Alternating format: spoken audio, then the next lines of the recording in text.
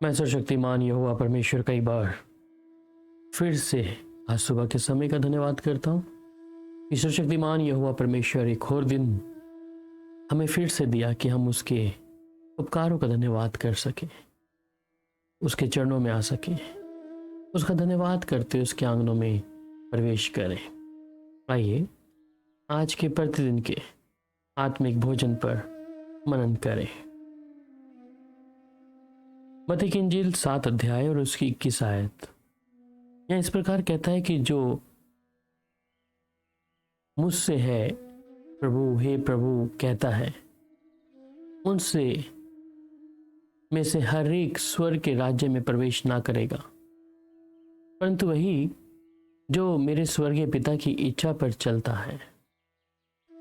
मत्ती की इंजील 7 अध्याय उसकी 21 में जब हम यहाँ पढ़ते हैं कि जो मुझे से हे प्रभु कहता है, उनमें से हर एक स्वर्ग के राज्य में प्रवेश नहीं करेगा। ये कौन लोग हैं जो से हे प्रभु तो कहते हैं, परंतु इनका मन परमेश्वर के वचन से और परमेश्वर की हजूरी से कोसों दूर है।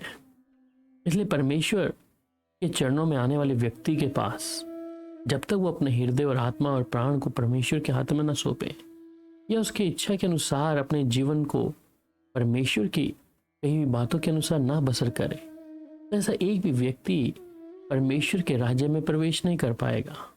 इसलिए वो कहता है कि उस दिन बहुत से लोग उस राज्य में प्रवेश करने की इच्छा रखेंगे और खींचतान भी करेंगे, परंतु परमेश्वर के राज्य में जाना उतना ही कठिन है जितना सुई का के नाके के अंदर उस ऊंट का जाना।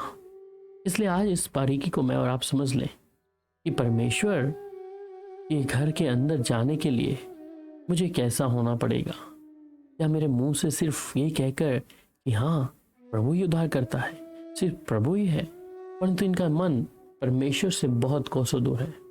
रोमियो की पत्री 2 अध्याय उसके 13 आयत में कहता है, क्योंकि परमेश्वर के यहाँ व्यवस्था के सुनने वाले धर्मी नहीं है, पर व्यवस्था पर चलने वाले धर्मी ठहराए जाएंगे।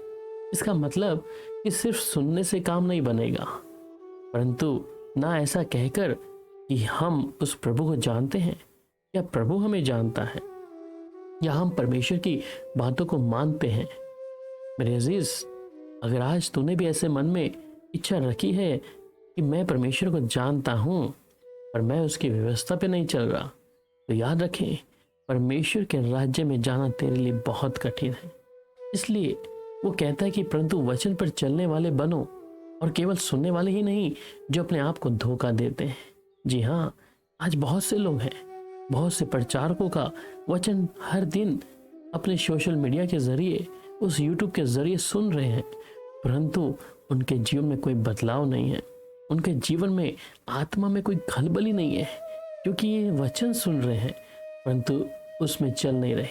इसलिए कलाम कहता है कि वे लोग अपने आप को धोखा देते हैं। इसलिए वो कहता है कि धन्य है वे जो परमेश्वर के वचन को सुनते और मानते हैं। क्या आज परमेश्वर मेरे और आपके विषय में कह सकता है कि हाँ मेरे प्रिय बेटे, हाँ मेरी प्रिय बेटी, तू धन्य है। इसलिए हम ध्यान रखें कि यहाँ परमेश्वर के वचन के अनुसार ही अगर मेरा जीवन है, या उसके एक एक कदमों के अनुसार मैं अपने जीवन को बसर कर रहा हूँ, खुदा के कलाम के अनुसार, और जो परमेश्वर का वचन मुझे बताता है क्या मैं उसके मुताबिक अपने जीवन में परमेश्वर को स्थान दिया है। इसलिए यूहन्ना 6:40 में कहता है, क्योंकि मेरे पिता की इच्छा यह है कि जो कोई पुत्र को देखे और उस पर विश्वास करे वह आनंद जीवन पाएगा, और मैं उसे अंतिम दिन फिर जिला उठाऊंगा। इसका मतलब कि वो अंतिम दिनों में भी हमें जिला उठाएगा।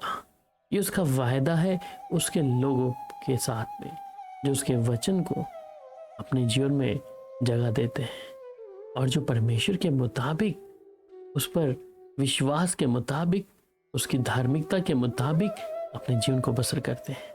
सिर्फ ये कहकर नहीं कि मेरा परमेश्वर मुझे जानता है। आज ऐसे बहुत से ईसाई लोग हैं जो अपने मुख से बहुत बड़ी बड़ी बातों को करते हैं और कहते हैं कि हाँ परमेश्वर मेरे लिए ये किया है, परमेश्वर वो किया है, या परमेश्वर मुझे जानता है, परंतु इनका मन परमेश्वर से बहुत दूर है।